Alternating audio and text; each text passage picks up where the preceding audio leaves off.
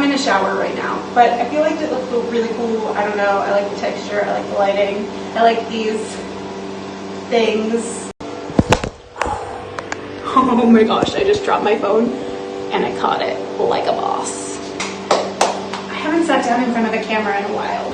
What's up guys? Welcome back to my YouTube channel, Jessi's Journey, or if you're new here, Shabbat Shalom, hello, welcome. My name is Jessi. I'm an American expat-nomad. I'm currently backpacking through Asia while I'm teaching online. Clapping so unnecessary. I spent 2 weeks in Malaysia. This is what I did. I can't tell a lie, I'm actually in Chiang Mai, Thailand right now. I just never actually filmed any talky intro bits to this video of my 2 weeks in Kuala Lumpur. So, you know, you're getting like a summary of what happened in the past, future? I'm in the future, this video is in the past. It doesn't make sense, it doesn't even matter. I have clips of what I did in Kuala Lumpur, I just didn't talk about it. So that's what we're doing in this video. I hope you enjoy it. Give it a thumbs up if you like it, subscribe if you like me being awkward and vlogging again. Because, you know, we're just gonna put it out there. I went through a little bit of an emo phase and I was doing very emotional videos and all my stuff from Vietnam was very moody because I was working through shit. I've worked through it now. Emo phase gone. Happy-go-lucky Jessi back. Okay, I'm rambling. This makes no sense. So, let's be upfront. I spent a lot of my time in Kuala Lumpur chilling on my rooftop pool area. Insert clips now of what that view was like. It was freaking stunning. My apartment that I was in was super luxe. Like, it had a coffee shop on the bottom floor, it had a restaurant, it had a rooftop bar in it, it had a gym, which was out of commission while I was there, not like I was gonna work out while I was there anyways. It also had this rooftop pool. On another floor it had another pool, but that was more for like kids. And so yeah, it was just like super fancy. But here's the thing, I think a lot of people don't realize this. When it comes to travel, you can still be a baller on a budget. Like the hotel, or the, not hotel, Airbnb, that's the word, that I was staying in was only $7 a night, people. $7 a night? And I had my own rooftop pool. I guess it technically wasn't mine. There were like hundreds of others people in the apartment, but nobody was ever there. So I spent a lot of time just laying out. The bad thing about it was I didn't really go swimming after my first day because I got tattooed. Sorry, Mom.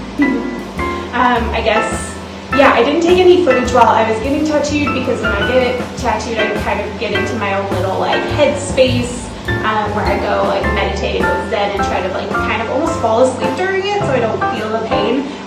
But yeah, I got tattooed by this artist I've been following on Instagram for many years now. She's super talented. Her name is Annie, but her tattoo shop tattoo name is CONL, or on Instagram it's CONLLL. But she is freaking dope, like the most beautiful pieces of art ever. And I knew I wanted to get something done from her. She does these really beautiful single line tattoos. I guess while I'm talking about it, show what my tattoo looks like. But yeah, she does these beautiful single line black and gray work tattoos. And I mean, it's been no secret that I've been going through a lot of stuff this year. I had my heart broken. I made a video about it.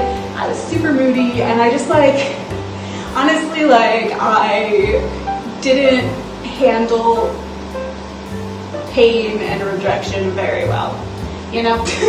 I guess who really handles that well, but this is the first time that, yeah, I really felt like I was struggling with it. Not that I haven't gone through breakups or rejection before, but yeah, this one dug a little deeper, hurt a little bit more, and it's taken a lot of time to get over said man. But I wanted a tattoo that symbolized this like period of my life, this like pain that I went through, this feeling that I went through, because honestly, like, I think it's kind of clear too from some of my videos, like I totally lost who I was. Like I spent almost every day crying. I was questioning everything about myself and my self-worth, and even like things like I was really struggling with my faith because a lot of the issue with that guy had to do with the fact that, I mean, not to like project it out there, but like he shared a different faith than me. A lot of my like very conservative friends strongly disagreed with me even entertaining the idea of him, and so I felt like pain and judgment from that area. I felt like shame that I even let myself go about it the way I did, and then I felt hurt because I fucking fell in love and he broke my heart. So I wanted a tattoo that just reminded me that I am a fucking badass. I've sworn a lot in this video. My mom is going to hate me. But yeah, I got that tattoo. But because of that, I couldn't go swimming, so I just kind of laid out every day by the pool. Didn't really go swimming. Can't get it wet, you know, not trying to get infected. So being straight up, like the main reason I went to Malaysia was to get tattooed by this artist. When I was looking for an interim place to go between Vietnam and Thailand, like I had a couple options, and as soon as I remembered that she was located there to tattoo, I was like, yeah, that's where I'm going. But there were still a lot of really cool touristy things to see in Kuala Lumpur. I was really lucky where one of my friends back from the States actually knew a bunch of people in Malaysia, and so she like hooked me up with those people, and I'm not just saying this because they're probably going to watch this video, but they were like the coolest people ever. Like, I feel so lucky that I get to be their friends now, because yeah, they're just super cool. One of the guys in the group really loves this meal called pute. I think I said that correctly. It's essentially like a soup-ish type thing with a bunch of different like pieces of meat or like parts of a pig, and you like boil it and stew it and let it simmer for hours and hours and hours, so it's super flavorful. Yeah, so they took me out to have bak kut teh, which was absolutely delicious. I ate part of the intestine, which was painful. It actually was like delicious, but it was just the mental image of like chewing on an intestine, not my thing. But yeah, I was really glad that I got to meet people. Again, it gets lonely too traveling all the time, so it's nice to have friends. And like later on in my time there, one of the girls took me to church and I hung out with her family. We got dim sum. Like, it was just really great to have people there that I knew and who I knew like genuinely cared about me, so that was really great. And then two, I guess, of the big tourist things there. First are the Petronas Towers. Now, I didn't go to the top of them because before I came to Asia, I went to Philadelphia to visit my siblings, and we went to this observation deck, and I realized at the top, I'm not scared of heights, I just don't like them. And I didn't want to pay to go to the top of the Petronas Towers if I was going to just be like kind of anxious the entire time. I figured, you know, why not pay for something you would much more enjoy, like a massage or wine, you know? But I did go and I stared at them, so that was really cool, and they were very cool, tall, interesting shaped. I don't know how you review architecture, but yeah, I saw those. They were cool. I also, like, when I was at the foot, there was this guy who was like trying so hard to get me to buy this like clip-on thing for my phone, because if you can't tell by the quality of this film, I don't have my camera with me. I just brought my phone with me to film for this trip, and so he kept trying to get me to like have this lens clip on, but I like literally had no money, and like I probably would have gotten it if I had cash on me, but I didn't, and he kept following me, and it just got eventually like really uncomfortable and awkward, so I snuck into the mall that was next to it. And malls in Malaysia are just like overwhelmingly huge, and yeah, it's a lot of sensory thing, you know, but it was cool. And for a minute I was there and it felt almost like I was back in like America, which was kind of nice. I guess that was like a huge thing that I loved about Malaysia, was like I like being pushed outside of my comfort zone, and Vietnam definitely did that, but it's always nice to have like a little familiarity, and everybody in Malaysia for the most part spoke English, like perfect English, not just like, you know, where like people in Vietnam spoke English, but like, I mean, like I could have like deep heart-to-heart conversations with people, which I think really helped. And yeah, there was a lot of like similar like stores and restaurants to the States, so that was really dope.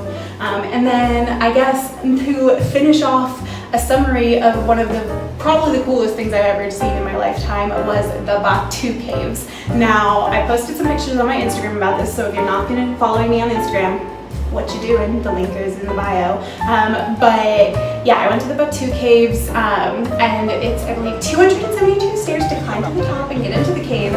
And the caves themselves are really cool. I believe it's Hindu caves, and there were like shrines and temples and like altars throughout the caves. Some of them you had to pay to go into because they were being preserved by, I believe, UNESCO. I think it's a UNESCO World Heritage Site. But then some of them were free to go through. Obviously, budget traveler went into the free caves. But the best part about this was the monkeys.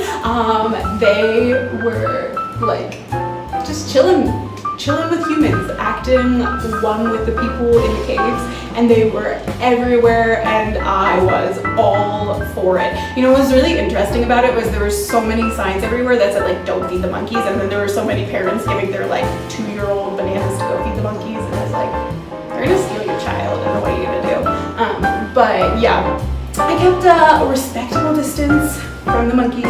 Because mainly I didn't want my camera or my phone to get stolen from one of them, because I read a lot online about how that happened. Like, people get too close and they just grab them and take off, and then what you gonna do? The monkey has your phone, you're not getting it back. But yeah, it was so cool to see. There were a lot of like moms with newborn monkeys who had them like clamped on them. Well, my aircon just kicked back on. I don't even know if any of this is going to be audible because I'm filming on my phone. Yeah, it was cool to see like the mom swinging around with like the baby monkeys latched on them, and like them just chilling like in everyday life. It was so cool to see, and I'm really glad I went and I did that. So I had the best time in Malaysia. Like I said, I was there for about 2 weeks, and yeah, it was a really good, I guess, like in between rest period between Vietnam and Thailand. I felt very like because there wasn't as much touristy stuff to see that I at least wanted to see, because I was going there for like to be tattooed. I was able to kind of like relax and live life like I would back home in the States. And honestly, like when I'm back home in the States, a lot of the time I just like go to a coffee shop and chill, or like lay in bed and watch Netflix. So yeah, I felt like it was a really good rest period in my adventure, but I do have a lot of very exciting new adventures coming soon. Like I said, I'm actually filming this from Chiang Mai, Thailand. You might see this bathroom set up again in the future. Who knows? I'm here for a few weeks, and I'm gonna go see a lot of cool things. So make sure you subscribe to this YouTube channel so you can get video updates from there. If you like watching people, by people I mean me, be awkward, then I don't know why you wouldn't subscribe. Awkward Adventures by Jess. I should rename my channel that. Anyways, I will talk to you guys very, very soon. I love you all. Except for my ex, who I know is watching this.